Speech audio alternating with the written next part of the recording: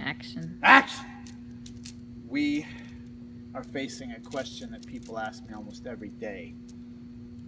And whether or not we answer it with precision doesn't matter. What really matters is that we engage this question with the full force and courage of inquiry and examination. And the question is, where does a Bitcoin come from?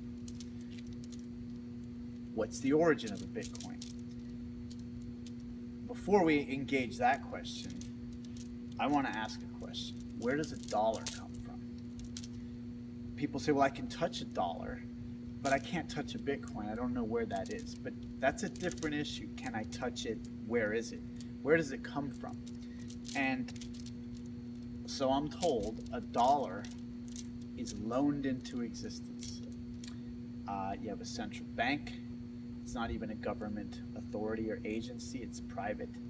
And it takes a look at what's going on, puts a finger on the pulse of the economy, and depending on what's motivating the bank to do this, the bank will reduce interest rates and loan dollars to other banks, to more banks that are out there in the commercial world, who will in turn loan them to businesses and individuals.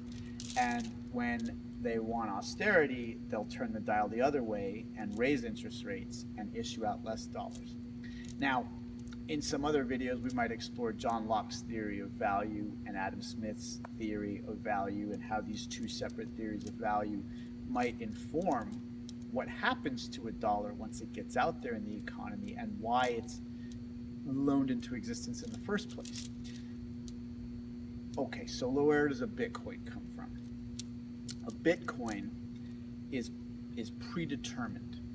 The ones that haven't been made yet, a piece of software code was written and went live on January 3rd, 2009, that mathematically predetermined when every Bitcoin on the planet will be created.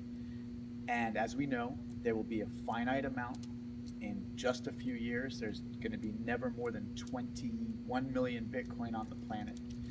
And Satoshi wrote a piece of software that says every 10 minutes a new Bitcoin shows up that did not show up before.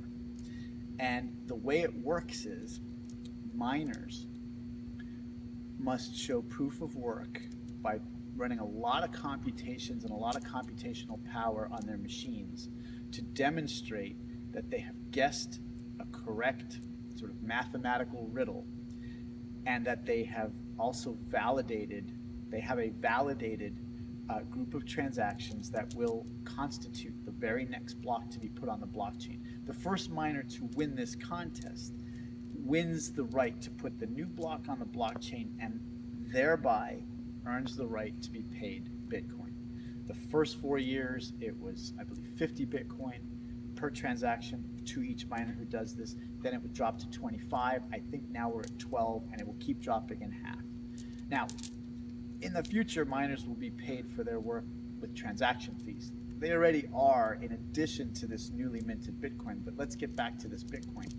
The last thing I'll say is, this Bitcoin that was never on the planet, that was predestined and predetermined by the software code, is actually, if you study the very next block to go on the blockchain, block by block, the very first entry in that is not a transaction that's being memorialized between two parties in the Bitcoin community and ecosystem.